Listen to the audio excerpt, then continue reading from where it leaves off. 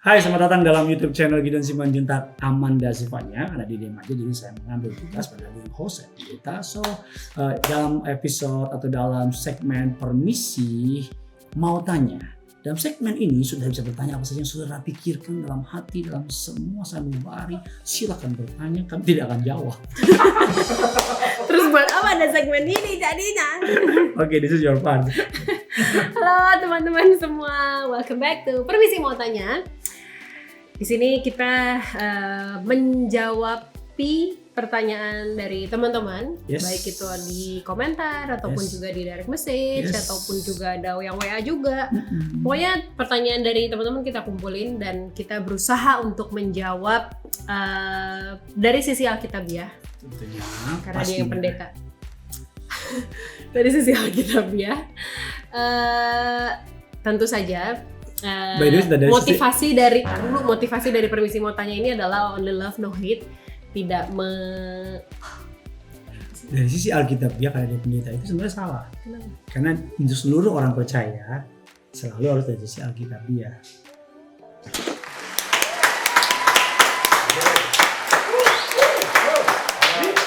Mari, give it to me, and I will give it to you, Lord. Oke, jadi gitu. Oke. Anyway, motivasinya adalah only love, no hate. No hate. Anyway, Busway. jadi di episode kali ini mungkin ya pertanyaan ini tuh sebenarnya mungkin gitu. Sebenarnya mungkin banyak dari kita tuh pernah melakukan Beb. Okay. Cuma mungkin gak sadar. Of course. Bahkan mungkin setelah dengar Ibu PMT. kursus. Beb, udah dong jangan diulang-ulang terus itu udah basi lama-lama loh. Percaya pasti penonton mereka tahu. Gitu ada sih. Jalan. Sabar, ibu hamil tidak boleh emosi, nanti mengganggu janin. Sehat-sehat anak. Ya bapaknya tolong dong jangan bikin emosi dong. Bapaknya yang bisa bikin mencintai kamu. Mencintaimu. Oke, jadi By the way, kita begini karena diminta oleh para tim. Jadi kita orangnya serius. ini mau mulai baca pertanyaan gak nih? Oke, mulai. Oke ya. Itu baca ini ya, Pak. Baca ya. Beb, serius Beb, kamu bercanda mulu sih, aku gak suka ya. Ini makan apa sih dia? Aku makan yang kamu masak, yaitu cinta, kasih sayang, perhatian. Udah, capek. Please don't go girl. Mulai ya. Ya lagian gak bisa Baper dari lah. tadi ya. Jangan baper dong. Udah deh pokoknya pertanyaannya gini. Pertanyaannya gimana? Ayo let's go. Mungkin ini sebenarnya teman-teman udah banyak juga yang ngelakuin. Kita tapi pernah mungkin gak melakukan. sadar. Udah Beb dengerin dahulu nih. Terus mungkin ketika teman-teman dengar pertanyaan ini, teman-teman jadi ingat bahwa oh iya ya, gue pernah melakukan ini ya gitu. Jadi pertanyaannya gini, Pak Gideon mau tanya dong, saya dulu pernah nazar kalau lulus kuliah saya mau melayani Tuhan, tapi itu udah bertahun-tahun yang lalu. Sekarang saya udah kerja dan masih belum memenuhi nazar saya. Dosa nggak sih Pak? Terima kasih. Wow.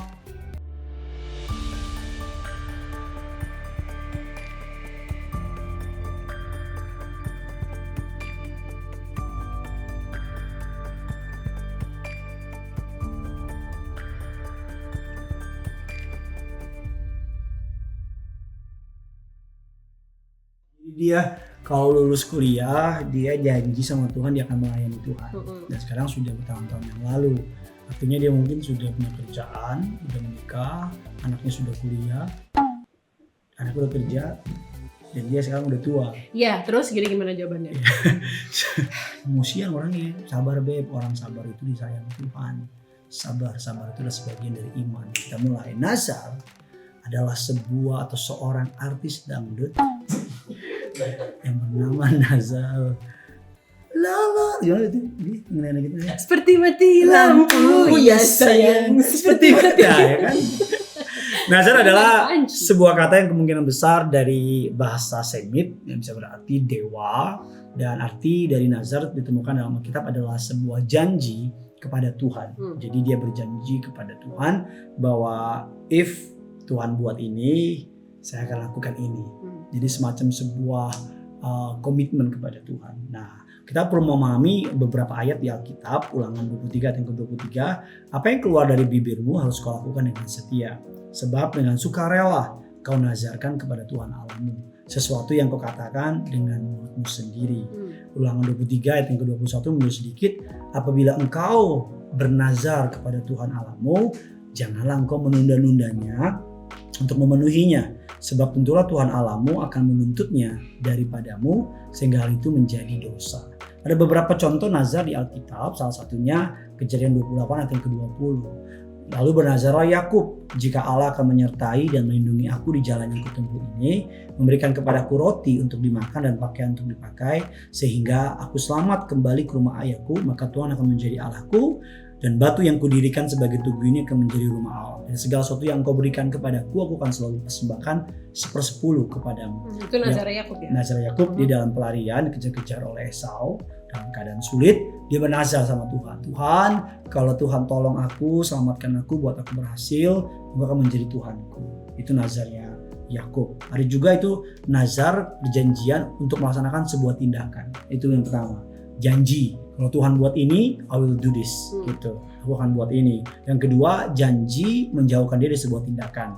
Contohnya, Tuhan, kalau Tuhan tolong aku nih, kalau Tuhan tolong aku janji aku gak akan merokok.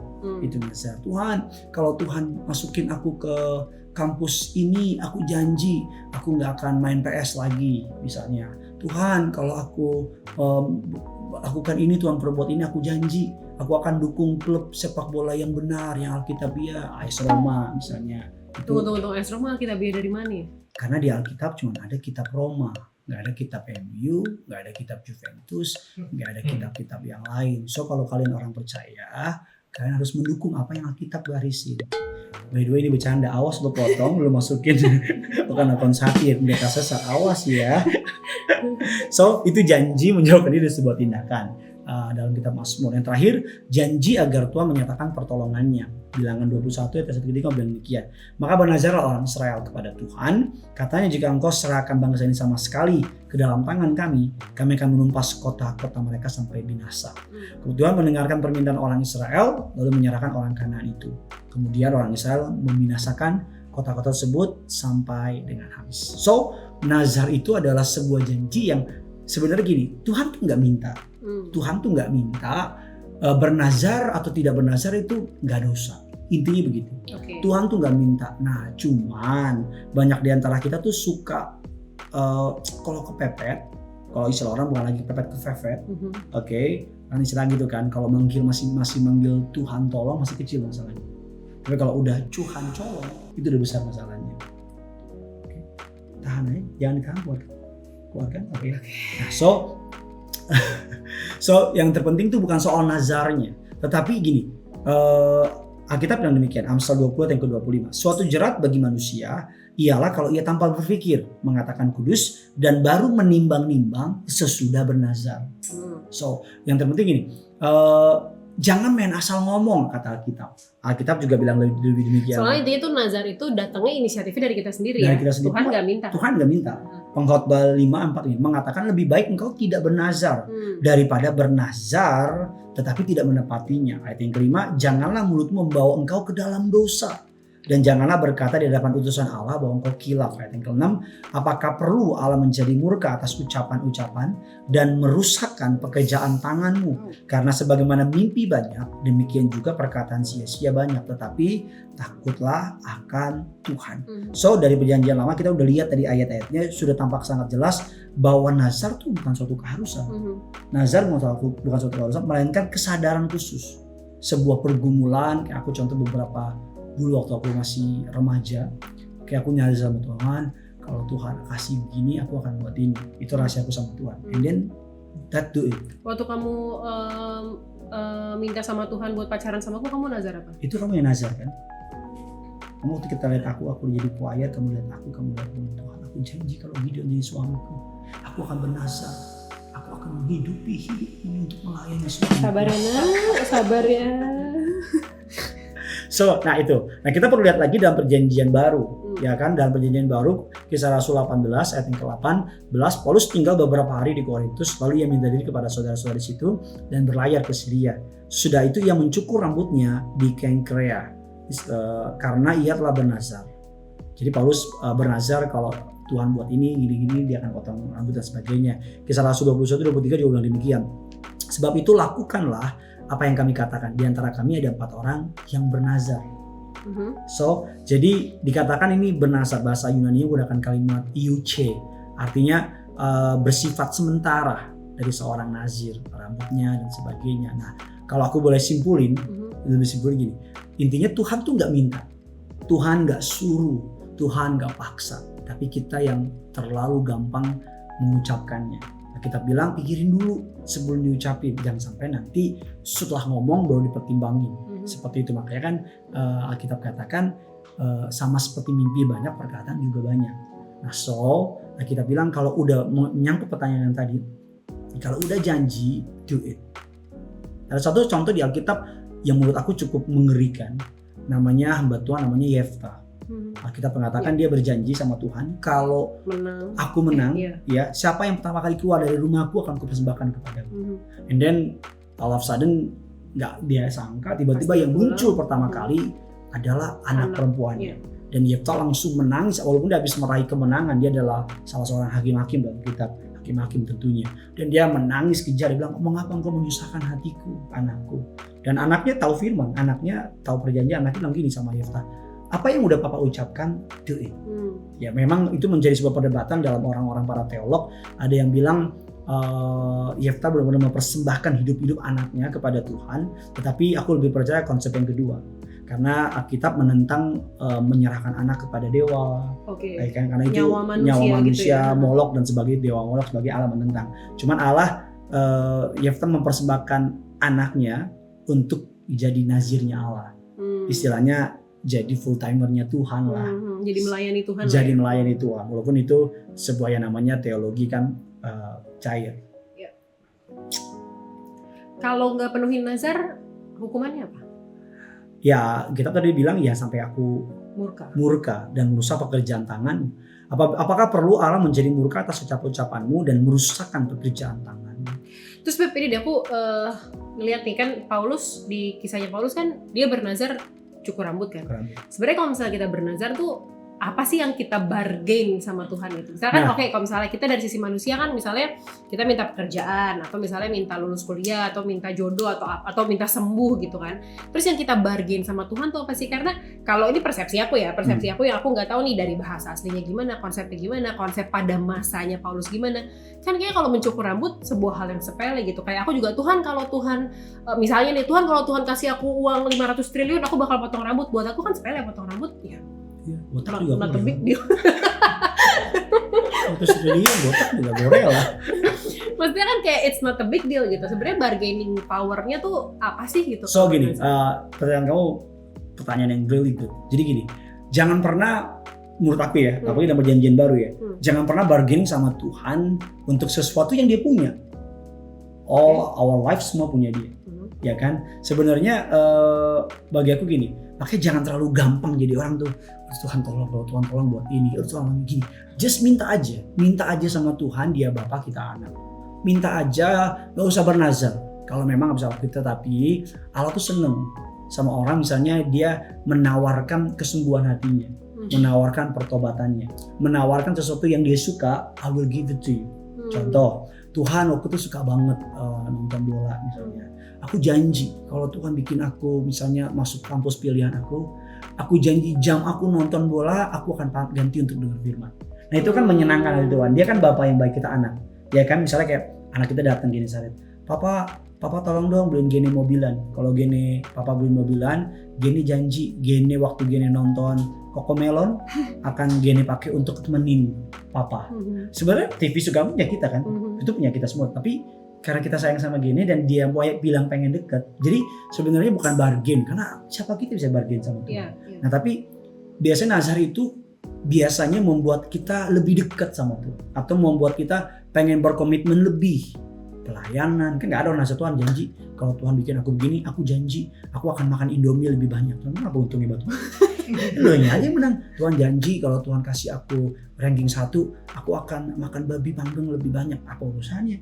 Ya kan? Biasanya nazar itu selalu kalau Tuhan kasih, gua akan lebih doa, gua akan puasa, gua akan rajin ke sekolah, gua akan baca Alkitab, and so. Seperti itu. Oke. gitu. Ada pertanyaan? Gimana dengan kalau ada orang yang secara terpaksa life threatening condition gitu, dia harus bernazar gitu. Tapi kalau lu nggak bernazar atau lu nggak berjanji dengan something, lu kita lukai gitu, itu gimana? Kalau kita tidak melakukannya, apakah kita masih tetap? Nah itu situasi yang menarik ya, rasanya hampir-hampir nggak mungkin ya. Misalnya kalau buat apa-apa lo begini ya kan, seperti itu. Karena Alkitab katakan juga tadi kan, hendaklah dengan sukarela. Apabila engkau bernazar, Alkitab bilang demikian, kita buka ayatnya nih, Ulangan 23, sebab dengan sukarela kau nazarkan kepada Tuhan. Ulangan 23. Apa yang keluar dari bibirmu harus kau lakukan dengan setia, sebab dengan sukarela kau nazarkan kepada Tuhan. Contoh misalnya dia, ayo lu janji lu ngomong sama Tuhan, kasih rumah lu buat gue. Dia nyanyi udah begitu. Ya Tuhan juga tahu kali, masa Tuhan bilang, udah nazar bodo amat Tuhan, aku tidak peduli. Enggak seperti itu. So nazar itu gue sih lebih suka begini. Jangan apa-apa gitu Tuhan, kalau Tuhan berkati usahaku, aku kasih 10% buat Tuhan. Ngapain begitu sih? Kayak gampangan banget ya. Gitu.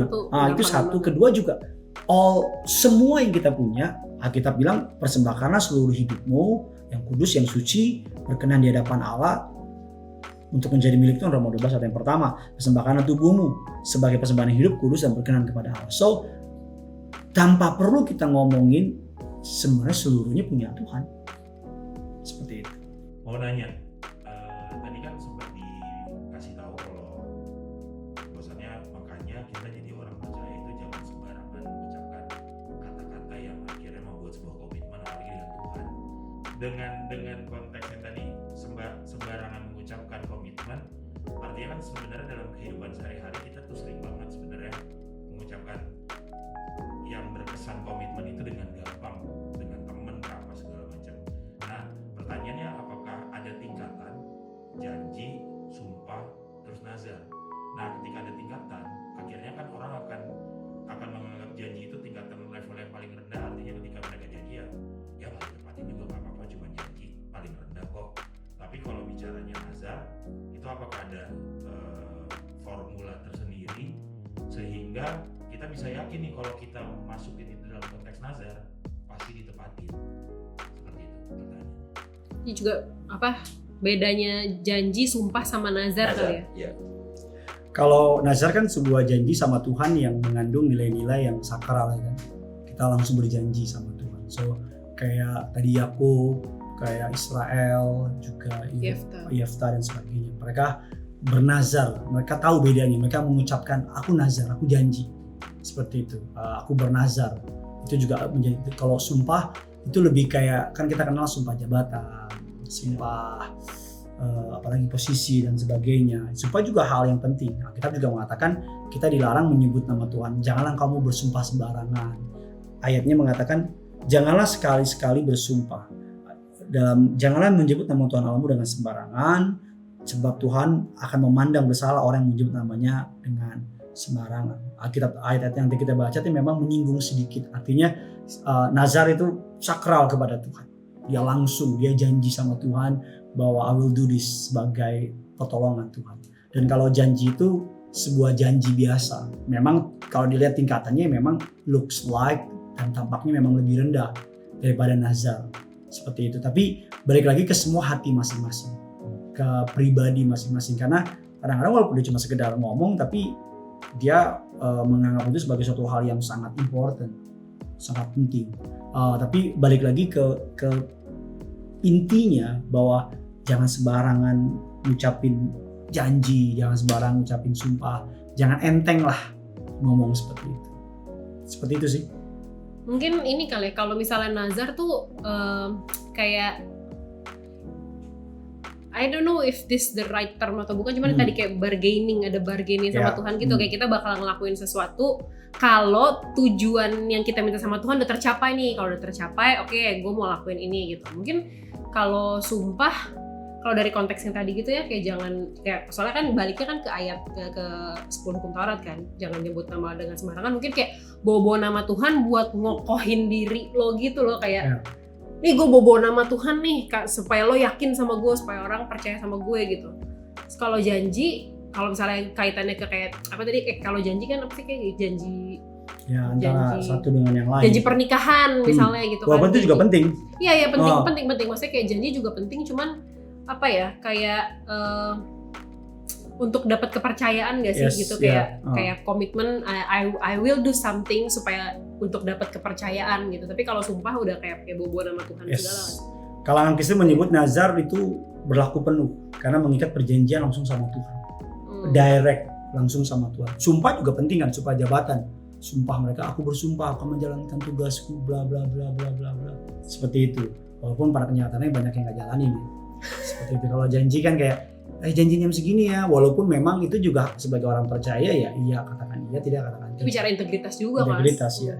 Seperti itu sih. Nah, kalau tadi nazar tidak dilakukan ketika yang dia minta sudah terjadi, terus feedbacknya dia tidak melakukan hal yang memang sudah dia nazarkan, karena dia ada murkanya. Bagaimana ketika memang dia melakukannya sesuai komitmennya dia? Apakah bicara punishment and rewards, apakah ada rewardsnya ketika? Pokoknya kalau dari gue pribadi sih gue tetap menekankan untuk jangan gampang bernazar, jangan gampang berjanji, jangan gampang bersumpah. Karena dia Bapak yang baik. Sebenarnya kita nggak perlu ngomong itu kalau kita lagi kepepet, lagi ada masalah, Tuhan pasti tolong kok. Tapi kalau mengenai apa berkat dari melakukan nazar, ya kan, yang kalau kita tepatin. Gue inget kisah dalam 1 Samuel, kisah mengenai namanya Hana. Hana itu punya suami Elkana, dan dia punya Elkana itu punya istri kedua. Pada zaman itu masih common, masih biasa, itu namanya Penina. Dan Hana itu belum punya anak alias mandul.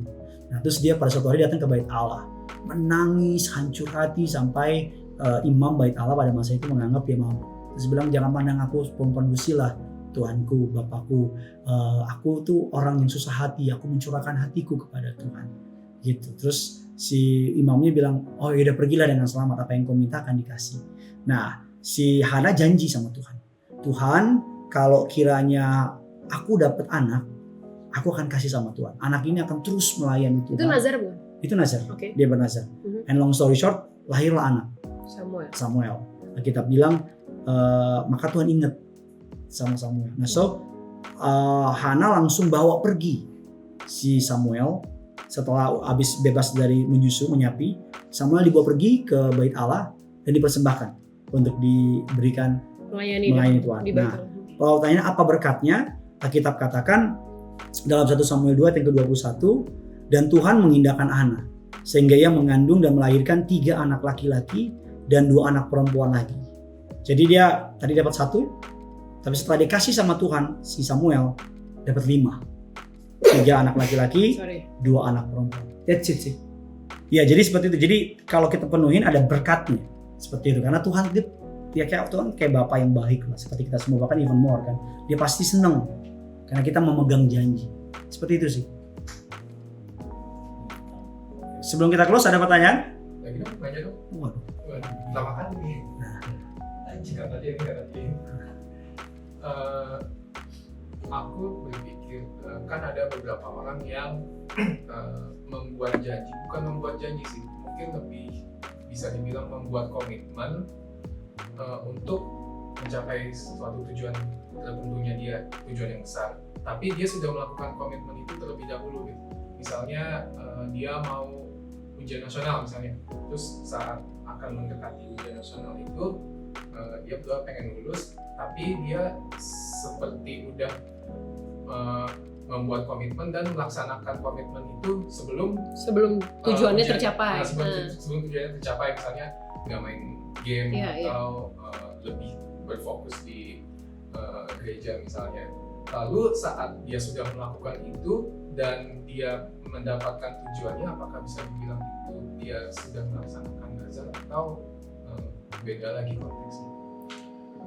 Itu yang tahu dia pasti dia sendiri. Bagaimana dia ngomongnya, bagaimana dia janjinya. Tapi apapun itu ya kalau dia udah lakukan ya. Jadi intinya itu bukan soal janjinya, tapi soal komitmennya sama Tuhan. Dan pengalaman makanya lagi-lagi tekenin jangan janji sembarangan. Tapi kalau dia udah lakuin sebelumnya ya udah. Habis itu dia perlu terusin lagi nggak? Ya tergantung bagaimana dia ngomongin sama Tuhan kan. Berarti bisa dibilang di zaman modern sekarang ini agak sulit kali ya untuk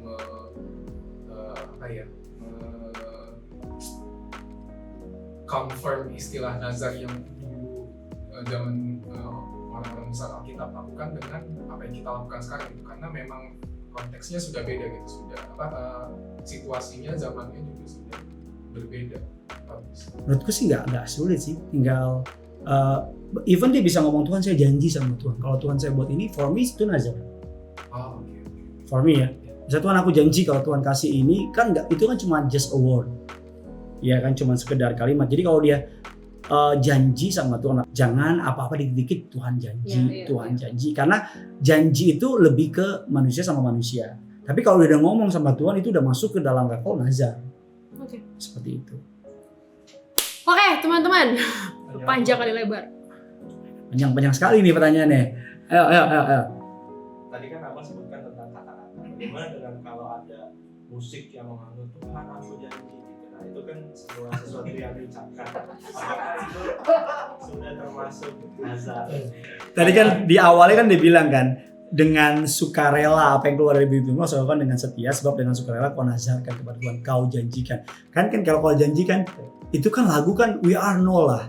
Tuhan kan juga bukan Tuhan yang strict, yang pokoknya udah ngomong titik-titik koma gitu, enggak. Tapi ya sebenarnya itu good question. Cuman for me adalah gini, dengan kesadaran penuh dalam keadaan kepepet, dalam keadaan Tuhan aku begini. Seperti itu sih. Jadi kalau cuma nyanyi, lagunya bilang aku berjanji padamu. Terus kayak mengikut Yesus, keputusanku ku tak ingkar. Ya itu harus dilakuin kan, nggak mungkin nggak dilakuin kan, iya kan. Tapi kan, ya kan lagu rohani beda sama lagu dunia kan. I swear. Iya, misalnya I swear by the moon. By the moon emang yang punya bulan.